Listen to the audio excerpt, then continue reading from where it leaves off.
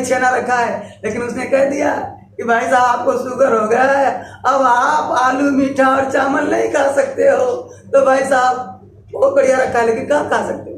दुखी तो बेचारा देख देख करके तड़पता है कि मेरे पास सब कुछ है, भगवान ने सब कुछ दिया है, बाल बच्चे दे दिया, रुपया पैसा दे दिया, धन दौलत दे दिया, गाड़ी घोड़ा दे दिया, लेकिन इतनी अच्छी चीज रखी है, मन भी बहुत मांगता है लेकिन नहीं खा सकते।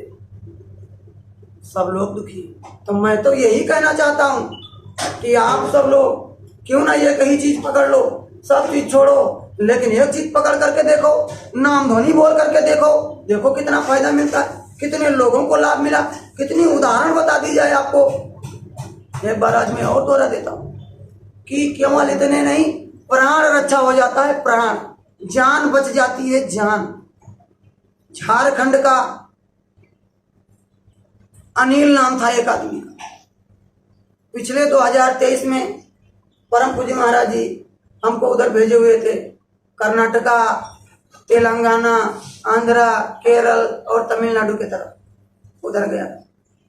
तो कर्नाटका में कार्यक्रम था परम पूज्य महाराज जी का, वहां कार्यक्रम था।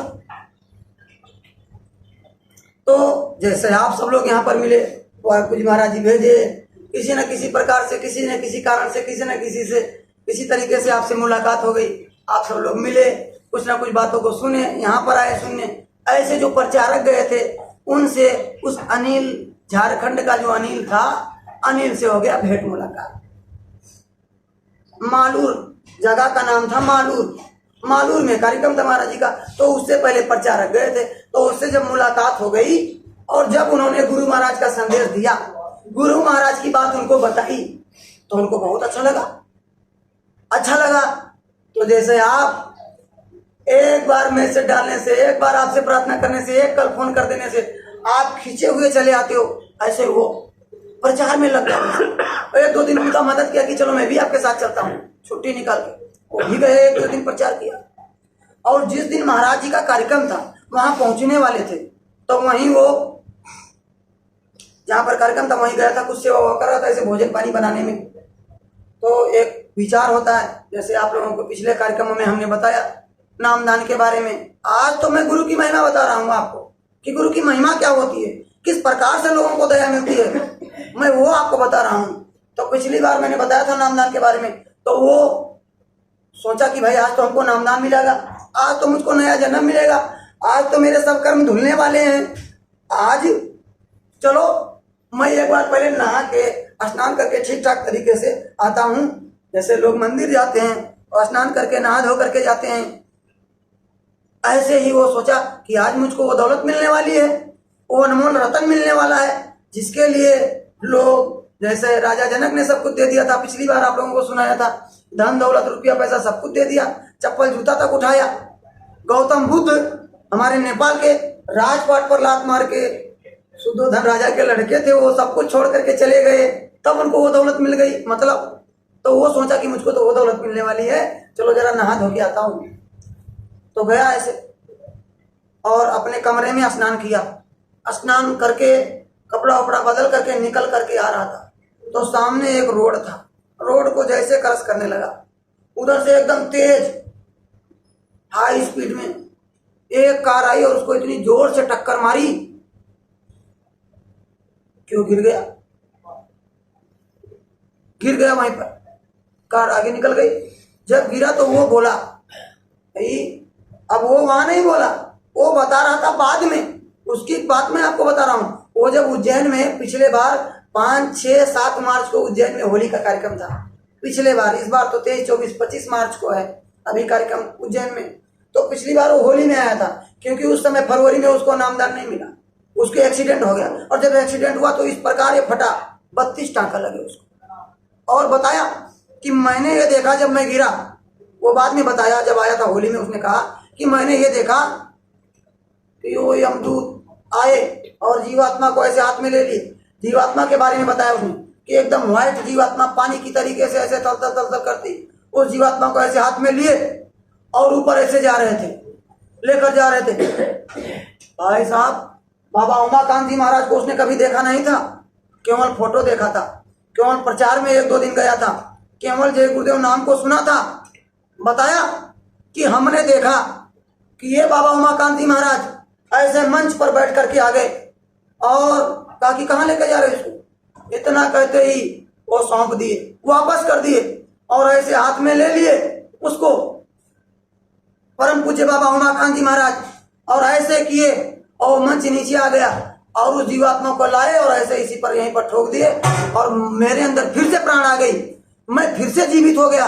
और तब तक वो कार वापस आई और मुझको उसमें अपने कार में डाला और लेकर गया, हॉस्पिटल में एडमिट कर दिया। ये बात झूठी नहीं हो सकती।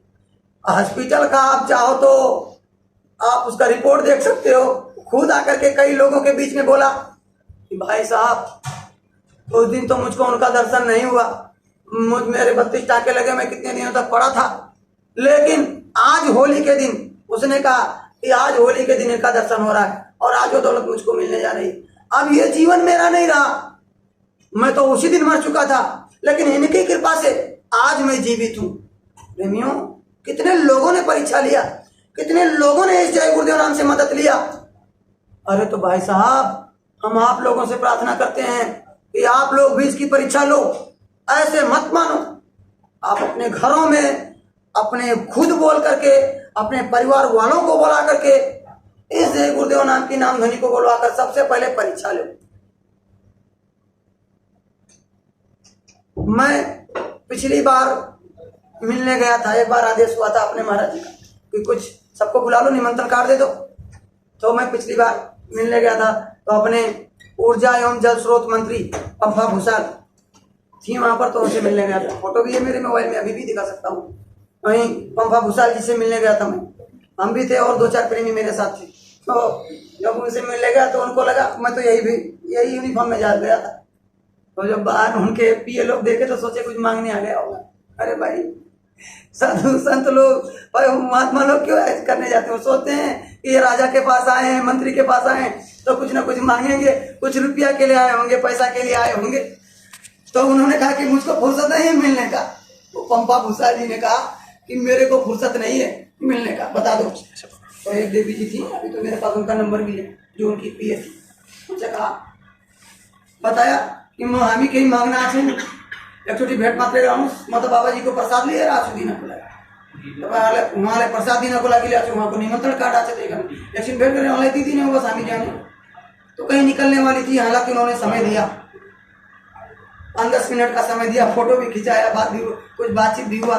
तो गए हम लोग, प्रसाद दिए और थोड़ा सा संदेश, बाबा जी का संदेश सुनाए उनको। तो उनसे कहा, उन्होंने कहा, मुझको वो बात याद आती कि मैं तो पूर्ण नास्तिक हूँ। उन्होंने कहा मैं तो इतना विश्वास करती हूँ, जब मुझे अगर मुझको कोई ऐसे चिमटी काटे से और जब मुझको दर्द हो तब मैं इसको विश्वास करती हूँ, मैं तो ऐसे नहीं मानती हूँ। हमने कहा बहुत अच्छी बात। तो मंत्री जी ये बात बोली तो उनको बताया गया, अब उन्होंने किया होगा तो उनको लाभ मिला होगा, बताया गया उनको।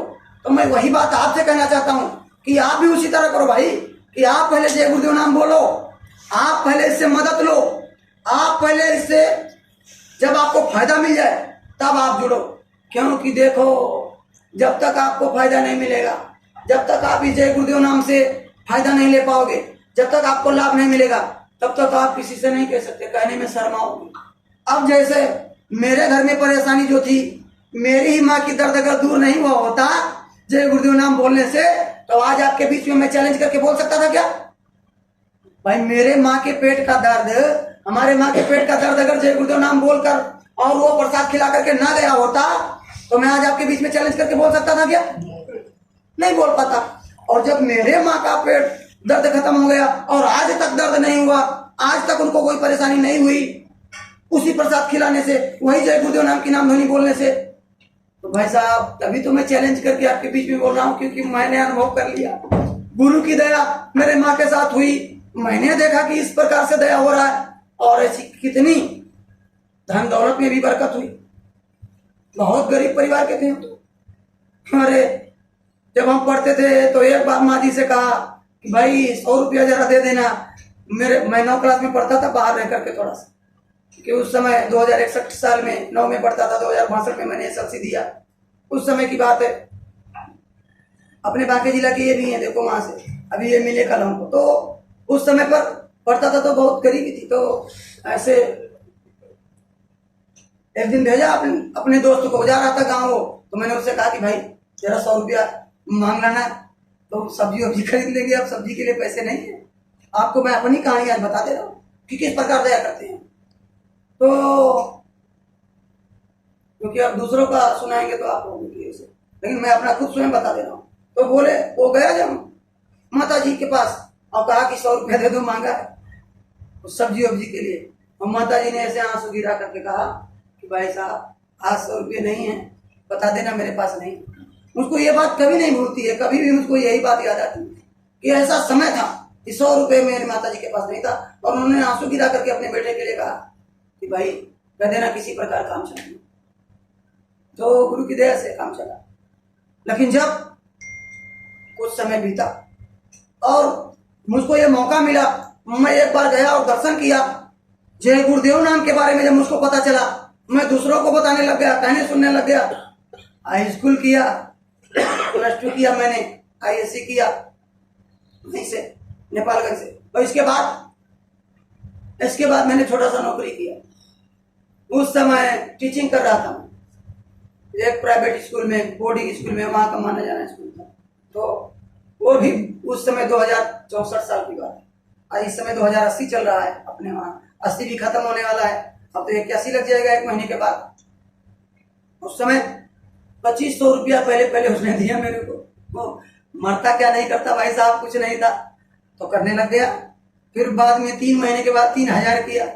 लेकिन गुरु की ऐसी दया हुई, उन्होंने ही विचार बदला, भावना बदला, और मैंने वहां एक दुकान कर लिया। उस समय की बात में कर रहा हूं, जब दुकान किया स्टेशनरी का।